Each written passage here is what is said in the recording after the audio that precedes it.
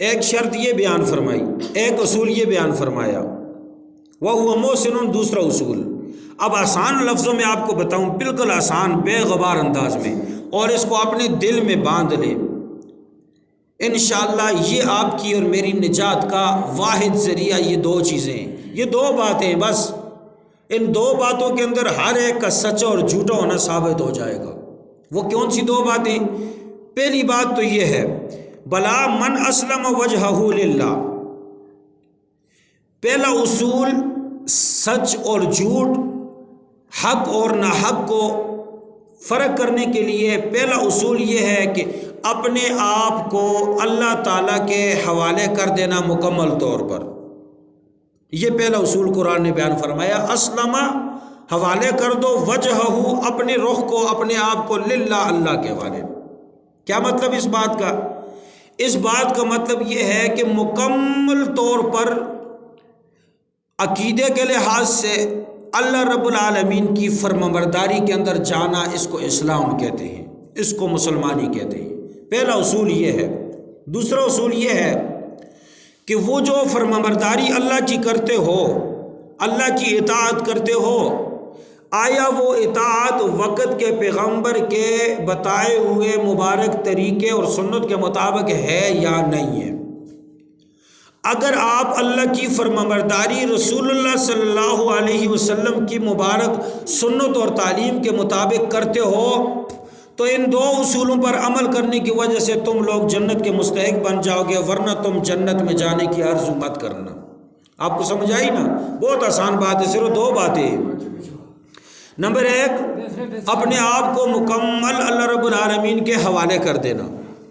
میرا دل، میرا دماغ، میرے جذبے، میرا شوق، میرا سب کچھ جو ہے وہ اللہ کی مرضی کے تابع ہے۔ بس آپ پہلے اپنے تمام جذبات کو اللہ رب العالمین کے تابعداری میں کر دیں۔ نمبر دو، اب آپ نے جو اللہ رب العالمین کی تابعداری کی ہے، یہ اپنی رائے سے، اپنی سوچ سے نہیں، بلکہ رسول اللہ صلی اللہ علیہ وسلم کی تعلیم کے مطابق ہو۔ اگر کسی بھی مذہب کی بنیاد میں یہ دو چیزیں ہیں، وہ مذہب ٹھیک ہے۔ اگر اس مذہب کی بنیاد میں یہ دو چیزیں نہیں ہیں تو وہ مذہب غلط ہے، وہ جھوٹ ہے، وہ جنت کا مستحق نہیں ہے، نہ ہی اللہ رب العالمین کی نظر رحمت کا مستحق ہے۔ بہت آسان اصول اللہ نے بیان فرما دیا۔ ہم نماز پڑھتے ہیں، ہم ایمان رکھتے ہیں، ہم روزہ رکھتے ہیں، ہم کلام پاک کی تلاوت کرتے ہیں، ہم ذکر کرتے ہیں، ہم رب العالمین کے سامنے سر بسجود ہوتے ہیں، ہم اپنی نماز پڑھتے ہیں، ہم اپنی اذانیں دیتے ہیں، ہم اپنا نکاح کرتے ہیں، ہم اپنے میت کا جنازہ پڑھتے ہیں، ہم ایک دوسرے کے ساتھ لین دین کرتے ہیں، ہم تجارت کاروبار کر رہے ہیں، ہم رزق کما رہے ہیں، ہم دنیا کے جتنے معاملات کر رہے ہیں۔ اگر یہ تمام معاملات کے پیچھے ہماری رب العالمین کی فرمانبرداری ہے، اور فرمانبرداری بھی رسول اللہ صلی اللہ علیہ وسلم کی تعلیم کے مطابق ہے، تو ہم مسلمان ہیں، ہم کامل طور پر ٹھیک ہیں۔ اس کے علاوہ اگر ذرا سی بھی ہم مخالفت کر رہے ہیں، یا اپنی مرضی، اپنی منشا، اپنی رائے سے ہم کسی چیز کو عبادت سمجھتے ہیں، کسی چیز کو ثواب سمجھتے ہیں، ہماری نظر میں یہ چیز اچھی ہے، ہماری نظر میں یہ چیز ثواب ہے، پھر ہم مسلمان نہیں ہو سکتے، پھر رب کی رضا حاصل نہیں ہو سکتی۔ اب ہم نے فیصلہ کر دیا، اے یہودیوں آؤ، اے عیسائیوں تم بھی آؤ، اے مسلمانوں تم اپنے آپ کو مسلمان تو کہتے ہو، آؤ ذرا اپنے ایمان کو تولو۔ آیا تمہارا ایمان ہمارے اس قانون کے مطابق ہے یا نہیں؟ یہ مسلم اور متفقہ قانون ہے۔ اگر تمہارا عقیدہ، تمہارا عمل، تمہارا ایمان، تمہاری نمازیں، تمہاری اذانیں، تمہارے روزے، تمہارے جنازے، تمہاری ترقیاں، تمہارے نکاح، تمہاری خوشی، تمہارا غم، تمہارے دنیا کے جتنے بھی معاملات ہیں، جتنی بھی عبادتیں ہیں، تمہارے اخلاق ہیں، برتاؤ ہیں، اگر نمبر 1 وہ اللہ رب العالمین کی فرمانبرداری کے تحت ہیں، نمبر 2 رسول اللہ صلی اللہ علیہ وسلم کے عمل کے مطابق ہیں، تو پھر تو تم ٹھیک ہو، اپنے آپ کو جنتی سمجھو۔ اگر تم اللہ کی فرمانبرداری رسول اللہ کی تعلیمات کے مطابق نہیں کر رہے تو تم پھر حق پر نہیں ہو، تم جھوٹ پر ہو۔ جب تک توبہ نہیں کرو گے، سچے راستے کی طرف واپس نہیں آؤ گے، تمہارا ایمان قبول نہیں۔ فیصلہ فرما دیا اللہ رب العالمین نے۔ اب ہم نے جب یہودیوں میں، عیسائیوں میں، بت پرستوں میں، مسلمانوں میں ہم نے اس چیز کو دیکھا، نمبر 1 آیا کون شخص جو ہے وہ اللہ رب العالمین کے اوپر عقیدہ رکھتا ہے کہ اے اللہ میں تیرا بندہ ہوں، تو میرا مالک ہے، تو ہر چیز کا مالک ہے، تو میرا پیدا کرنے والا ہے، تو میری زندگی کا مالک، میری تقدیر کا مالک ہے، تو ہی میرا رب ہے، تیرے علاوہ بندگی اور عبادت کا کوئی مستحق نہیں، تیرے ساتھ کوئی شریک نہیں ہے، تیرے فیصلوں کا اختیار کسی اور کو نہیں ملا، تو با اختیار ہے، تو ہی مختار کل ہے، تو ہی حاجت روا ہے، تو ہی مشکل کشا ہے، تو ہی مصیبتوں میں مدد کرنے والا ہے، تو ہی بے کسوں کی دستگیری کرنے والا ہے، تو ہی محتاجوں کے اوپر رحم کرنے والا ہے، تو ہی مسکینوں غریبوں کے اوپر رحم کرنے والا ہے، تو ہی اول ہے، تو ہی آخر ہے، تو ہی ظاہر ہے، تو ہی باطن ہے، تو ہی خالق ہے، تو ہی مالک ہے، تو ہی ارحم الراحمین ہے، تو نے ہی کائنات کا نظام بنایا، اے مالک تو ہی کائنات کا نظام چلا رہا ہے، اے اللہ تو نے ہی ناپاک قطرے سے خوبصورت شکل و صورت میں انسان کو بنایا، اے اللہ تو ہی اس کو مٹی کے اندر دوبارہ ملا دے گا، اے اللہ قیامت کے دن تو ہی اس کو زندہ کر کے پیدا فرما کر دوبارہ اٹھا کر اپنے سامنے کھڑا کرے گا، اے اللہ حساب کتاب کا مالک تو ہی ہے، اے ارحم الراحمین ہماری جان تیرے ہاتھ میں امانت ہے، اے ارحم الراحمین ہماری تقدیر تیرے پاس لکھی ہوئی محفوظ ہے، ہم کچھ بھی نہیں ہے، کائنات کی مخلوق کے پاس کچھ اختیار نہیں ہے، جب تک تیری مرضی نہیں ہوگی ایک پتا بھی حرکت نہیں کر سکتا، چھری بھی نہیں کاٹ سکتی، آگ بھی نہیں جلا سکتی، میں سانس بھی نہیں لے سکتا، میں قدم بھی نہیں اٹھا سکتا، جب تک میرا رب کا امر اور فیصلہ نہیں ہوگا، جب تک انسان یہ عقیدہ نہیں رکھے گا۔ پہلی بات۔ نمبر 2، یہ عقیدہ جو تو نے رکھا ہے، آیا یہ تیرا عقیدہ رسول اللہ صلی اللہ علیہ وسلم کی تعلیم کے مطابق ہے؟ آیا تیری نماز رسول اللہ صلی اللہ علیہ وسلم کی نماز جو سکھائی ہے اس کے مطابق ہے؟ آیا تیرا نکاح رسول اللہ صلی اللہ علیہ وسلم جن جو نکاح سکھایا اس کے مطابق ہے؟ آیا تیری اذان رسول اللہ صلی اللہ علیہ وسلم کی سکھائی ہوئی اذان کے مطابق ہے؟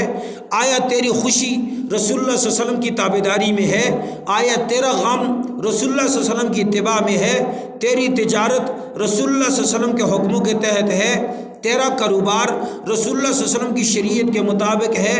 تیرا قول، تیرا فعل، تیرا عمل، تیرا عقیدہ، تیری عبادت، تیرے اخلاق، تیرے معاملات، ہر زندگی کا شعبہ آیا میرے نبی صلی اللہ علیہ وسلم کے بتائے ہوئی سنت کے مطابق ہے؟ تو مسلمان ہے، تو جنتی ہے، تو رب کا مہمان ہے، تو رسول اللہ صلی اللہ علیہ وسلم کا غلام اور سچا عاشق ہے، دنیا بھی تیرے لیے ہے، جنت بھی تیرے لیے ہے۔ اگر تیرا عقیدہ، تیرا عمل، تیری اتباع، تیری تابعداری اس اصول سے ہٹ کر ہے تو یاد رکھنا تجھے جنت تو کیا، جنت کی خوشبو بھی نہیں سونگھائی جائے گی، تجھے جہنم کے اندر داخل کیا جائے گا۔ فیصلہ کر لیا اللہ تعالیٰ۔ یہ کوئی میرا فیصلہ نہیں ہے، اپنے اپنے گھروں میں جائیں، قرآن کریم کو کھولیں، اس آیت نمبر 112 نے فیصلہ کر دیا ہے۔ آج دنیا کے اندر نام نہاد مذہب، یہ مسلمانوں کے لیے بھی لمحہ فکری ہے نا، مسلمان بھی آج مسلمانوں کے اندر فرقہ بنے ہوئے ہیں۔ کوئی مسلمان کہتے ہیں اذان اس طرح نہیں دو، اذان اس طرح دو، یہ ٹھیک ہے۔ کوئی کہتا ہے جنازہ اس طرح نہیں پڑھاؤ، اس طرح پڑھاؤ، یہ ٹھیک ہے۔ او بھائی دین میری رائے میری مرضی کا نام نہیں ہے، دین اللہ کے حکم کی فرمانبرداری اور رسول اللہ صلی اللہ علیہ وسلم کی مبارک تعلیمات کو اپنانے کا نام دین اسلام ہے۔ اب میرے نبی نے جو کچھ کیا ہم وہ سیکھیں، پھر اس کے بعد ہم اپنے کوئی بھی عمل ہو اس کو توڑیں۔ ہم ذکر کر رہے ہیں، ہم کیسے ذکر کرتے ہیں؟ نبی پاک صلی اللہ علیہ وسلم ذکر کرتے تھے تو کیسا ذکر کیا؟ ایک شخص سے جنازے کے ساتھ جا رہا تھا، مجھ سے اس نے مسئلہ پوچھا، قاری صاحب جنازے کے ساتھ جا کر بلند آواز میں لا الہ الا اللہ کا ذکر کرنا جائز ہے؟ میں نے کہا بھائی جان ہم نے جو کتاب میں پڑھا ہے یہ نہ اللہ کا حکم ہے نہ میرے نبی کی تعلیمات ہے، ہم زیادہ بحث کسی کے ساتھ نہیں کرتے، ہم نے اتنا ہی سیکھا ہے۔ ہم غلام ہیں اللہ تعالیٰ کے حکم کے، رسول اللہ صلی اللہ علیہ وسلم کے فرمانبردار ہیں۔ وہ کہتا ہے جی کوئی حرج نہیں ہے، لا الہ الا اللہ پڑھنا ہے نا۔ میں نے کہا بھائی تو مفتی بنا ہے، تو فیصلہ کر سکتا ہے کس چیز میں حرج ہے کس چیز میں حرج نہیں ہے۔ میرا نبی اور میرا اللہ مجھے اجازت نہیں دیتا کسی چیز کو اپنی مرضی سے کہہ لے یہ اچھی ہے یہ اچھی ہے یا بری ہے۔ کوئی بھی چیز اپنی ذات میں اچھی بری نہیں، جب تک اللہ کا حکم اور نبی کی تعلیم نہیں ہوگی کوئی بھی چیز اچھی یا بری نہیں ہو سکتی۔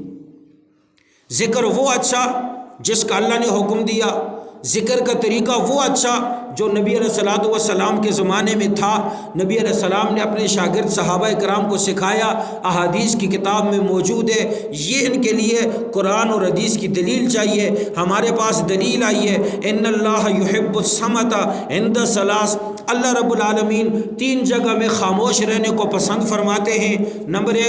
نمبر ایک قرآن کریم کی جب تلاوت کی جائے خاموش رہو، وعند جنازہ جب جنازہ اٹھایا جائے اللہ پسند کرتے ہیں کہ خاموش رہو، وہاں پر کچھ نہ پڑھو کچھ نہ کہو۔ نمبر 3 وعند الزحف جب مسلمانوں اور کافروں کی جنگ ہو رہی ہو وہاں پر خاموش ہو جاؤ۔ ہم نے تو یہ پڑھا ہے، حدیث موجود ہے۔ اللہ تعالیٰ 3 جگہ خاموشی کو پسند کرتے ہیں، نمبر 1 قرآن کی تلاوت کے وقت، نمبر 2 جنازے کے وقت۔ ہم نے پڑھا ہے اللہ تعالیٰ پسند کرتے ہیں خاموش رہو، ہم جنازے کے ساتھ خاموش ہو کر جاتے ہیں کیونکہ ہمارے رب کو پسند ہے، بس ہمارے نبی کا فرمان ہے، ہمارے رب کی پسند ہے تو ہم اس پر عمل کریں گے۔ اگر تمہیں کوئی چیز اچھی لگتی ہے وہ تمہاری مرضی، اس کا جواب آپ لوگ دو گے، قیامت والے دن میں نہیں دے سکتا۔ ہمیں اللہ کے جیسے اللہ تعالیٰ نے حکم دیا ہم اس کے مطابق عمل کریں گے۔ ہمیں اذان کو حکم دیا اللہ اکبر سے شروع کرو، حضرت بلال نے اللہ اکبر سے اذان شروع کی ہے۔ اب اس کے آگے کیا پڑھنا ہے، کون سی درود پڑھنی ہے، کیا پڑھنا ہے؟ بعض لوگ اعوذ باللہ بسم اللہ بلند آواز سے پڑھتے ہیں، بعض لوگ کہتے ہیں یہ اچھا کام ہے۔ او بھائی اچھا کام ہے، ڈاکٹر کے پاس آپ جاتے ہیں، ڈاکٹر آپ کو لکھ کے دیتا ہے مریض صاحب یہ 1 گولی روزانہ کھانی ہے، آپ کی بیماری کے لیے یہ 1 گولی ہے، یہ 1 گولی روزانہ کھانی ہے۔ آپ گھر میں آئے، آپ نے 1 گولی کے بجائے 3 گولیاں منہ میں ڈال دی۔ میں نے پوچھا بھائی 3 گولیاں یہ آپ کی طبیعت کے لیے نقصان دہ ہو سکتی ہیں، آپ کی بیماری کے لیے خطرناک ہو سکتی ہیں، آپ اپنی جان سے جا سکتے ہیں۔ وہ کہتا ہے میں نے گولی کھائی ہے، کون سی میں نے جرم کیا ہے؟ پہلے بھی مجھے ڈاکٹر نے گولی کھانے کو حکم دیا تھا، یہ دوسری بھی گولی ہے۔ جس طرح پہلی چیز گولی کھانا تھی تو یہ بھی وہی گولی ہے، وہی خوراک ہے۔ پہلی گولی اسی بیماری کے لیے تھی، یہ بھی اس کے لیے ہے، میں نے کھا لی ہے تو آپ میرا کیا بگاڑ سکتے ہیں؟ تو اب آپ سمجھدار ہوں گے، آپ کہیں گے 1 ہی گولی کھانے کا ڈاکٹر نے حکم دیا تھا، 2 3 4 کھانے کا حکم نہیں دیا تھا۔ اگر 2 3 4 گولیاں کھائیں گے نا تو آپ کی جان کو خطرہ ہو سکتا ہے۔ اسی طرح رسول اللہ صلی اللہ علیہ وسلم نے اذان سکھائی، اذان کا یہی طریقہ ہے، اللہ اکبر سے شروع کرو۔ ہاں نیک کام شروع کرنے سے پہلے بسم اللہ پڑھنا چاہیے، دل میں آپ بسم اللہ الرحمن الرحیم پڑھیں، لیکن اذان کا حصہ نہ بنائیں اس کو۔ اذان اللہ اکبر سے شروع کر دی، لا الہ الا اللہ پر اذان مکمل۔ دنیا کا کوئی مفتی اٹھ کر نہیں کہہ سکتا کہ محمد الرسول اللہ بھی اذان کا حصہ ہے۔ اب آپ اٹھ کر اس پر اعتراض کریں گے بھائی محمد الرسول اللہ پڑھ لیا تو کون سا گناہ کیا، اپنے پیارے نبی کا نام ہی لیا ہے نا، آپ اس کو کیا کہیں گے؟ بھائی نبی علیہ السلام کا نام ہے، اس پر ہماری جانیں قربان، لیکن اللہ کے پیارے نبی نے اذان سکھائی ہے لا الہ الا اللہ، یہاں اذان ختم ہوگی بس۔ اگر محمد الرسول اللہ اذان کا حصہ ہوتا، نبی علیہ السلام نے سکھایا ہوتا تو ساری دنیا اس طرح اذان پڑھتی۔ بس اذان اتنی ہے، نماز اس طرح ہے، جنازہ اس طرح پڑھنا ہے، جنازے میں اتنی تکبیریں ہیں، جنازہ مکمل کرنے کے بعد اس طرح کرنا ہے، جنازے کے ساتھ یوں جانا ہے، نکاح کو اس طرح کرنا ہے، تجارت ایسے کرنی ہے، نماز ایسے پڑھنی ہے، جس طرح اللہ کے حکم اور رسول اللہ صلی اللہ علیہ وسلم کی تعلیمات ہیں۔ اگر ہمارا عمل ہمارا عقیدہ اس کے مطابق ہوا ہم ٹھیک ہیں۔ دوسرا دنیا کا کوئی بھی مذہب ہو، اگر اس کی بنیاد ان 2 چیزوں پر ہے ہر مذہب ٹھیک ہے۔